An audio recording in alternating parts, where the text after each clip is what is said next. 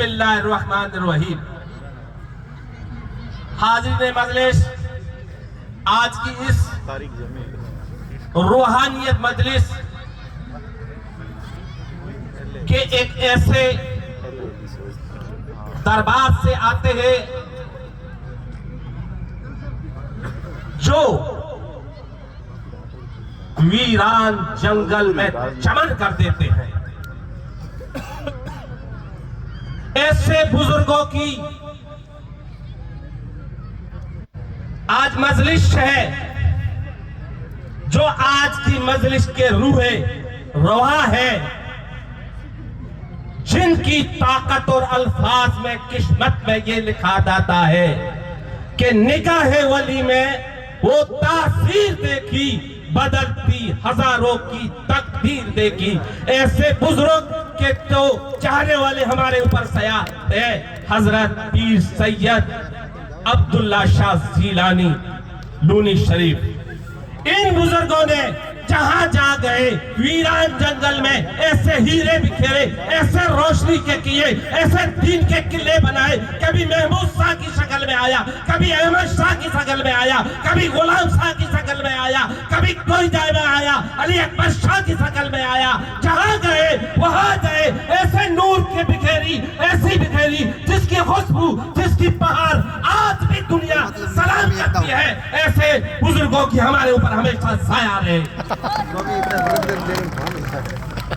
मेरे अजीज़ाने मिल्लत, स्टेज पे एक से बढ़कर एक शख्सियत है जिनकी तारीफ, जिनकी योग्यता है, जिनकी मेहनत, जिनकी चलन, जिनकी काबिलियत मैं क्या बयान करूं। हमारे हर दिल अजीज मेरे साथी और एक जोश और जज्बा और हमेशा आपकी फिक्रमंद रहते हैं हाली जनाब बालाराम जी साहब, हमारे यहाँ के, और उमेदाराम जी साहब, और हमारे ठाकुर साहब, और मेरे युवा नेता। लेकिन आदमी को वक्त पे ध्यान पड़ती है। जोगिंदर जी, मैं आज इस मंच पे नहीं कहना चाहता हूँ जोगिंदर जी, अब मेरे सामने मैं भी ये पाटोदी का एक मुस्लिम उम्मीदवार के रूप में प्रधान के प्रत्याशी थे। हम आमने सामने थे, एक दूसरे से हमें झगड़ा भी होता था। मैं यहाँ का प्रभारी था, लेकिन जब बात असूलों की आती है, बात आती है, तो मैंने पार्टी के प्रदेश में खड़ा होकर कहा था, मेरी इज्जत और मान सम्मान का आया था कि आपको पाटोदी का मुसलमान प्रधान बनाना है। तो मैंने कोई मुसलमान प्रभारी मुसलमान, वोट देने वाले मूसा खान मुसलमान, सामने प्रधान की जो उम्मीदवार थी रसीदा मुसलमान, लेकिन मुसलमान जिसके साथ रहता है वफादारी और ईमानदारी से अपनी सबूत देता है। जब पार्टी की बात आई तो मेरा सबसे पहले भारतीय जनता पार्टी का मैं हूँ, और भारतीय जनता पार्टी ने जो विश्वास मेरे में कायम किया है, मैं इस विश्वास को नहीं टूटने दूंगा। मुझे कुछ भी हो, भारतीय जनता पार्टी का प्रधान चाहिए, और वो हमेशा जोगिंदर जी को साला के हमने प्रधान बनाया। ये हमारी परीक्षा की घड़ी थी मेरी। मेरे अजीज़ाने मिल्लत, जिस पॉइंट पे बोलना था उस पॉइंट पे बोलना हूं। कौमी एकता और शिक्षा, कौमी एकता की बात कर रहे हो, ये कौमी एकता ही है।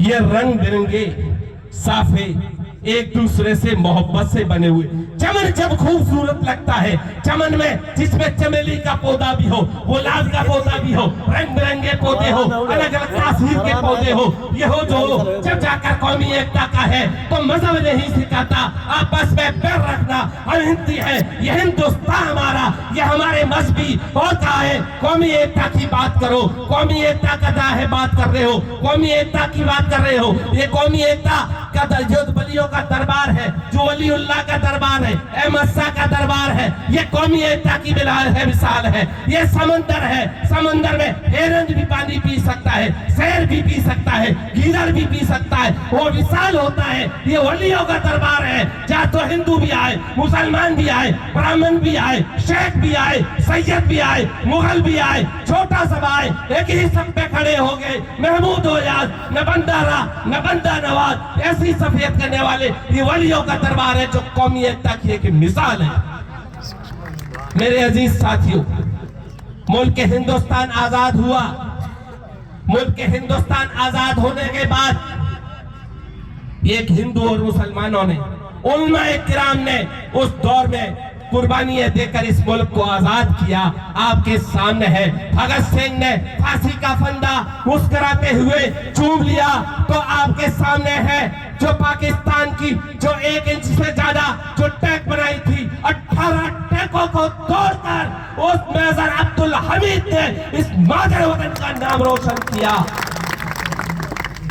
तो चंद्रशेखर आजाद एक महान शख्सियत थी, जो एक जाते थे तो उन्होंने जाकर कहा आप लड़ते लड़ते आपके पिस्तौल के अंदर आखिरी गोली बची, आखिरी पिस्तौल के अंदर गोली बची। उन्होंने कहा ऐसा मुझे गवारा नहीं, दुश्मन की गोली मेरे सीने में जलवा वगैरह हो जाए, तेरे सीने में चला जाए।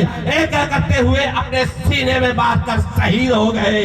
तो 18 साल का अशफाकुल्लाह खान ने इस मादरे वतन के लिए मुस्कुराते हुए ये कहते हुए फांसी का फंदा चूमा कि सरफरोशी की तमन्ना अब तो हमारे दिल में है, देखना है कितनी कुव्वत बाजू है कातिल में है, ये कहते हुए शहीद हो गए। ये मुल्क मेरा हिंदुस्तान है। आप इल्म सीखिए, इल्म नूर है। पैगंबर इस्लाम ने दुनिया में एजुकेशन का पार्ट, सर्व शिक्षा का पार्ट आज शुरू हुआ है। मेरे पैगंबर इस्लाम ने, मेरे मोहम्मद अरबी सल्लल्लाहु अलैहि वसल्लम ने उस दौर से आपने शिक्षा का दौर चलाया था, वो दौर चला था उस शिक्षा का दौर कि इल्म एक नूर है, इल्म एक रोशनी है। माँ की गोद से लेकर कब्र की गोद तक इल्म सीखो, ये पैगंबर इस्लाम ने उस पर फरमाया। आप इल्म सीखो, इल्म की ताकत पढ़ो, इल्म की रोशनी पढ़ो। आप आए जाए, मैं हमेशा कहता हूँ अब हिंदू बनिए तो स्वामी विवेकानंद जैसे बनिए। जहाँ जाए प्रदेशों में जाते हैं, उनके प्रवचन सुनने के लिए, उनके भाषण सुनने के लिए लोगों का सैलाब उमड़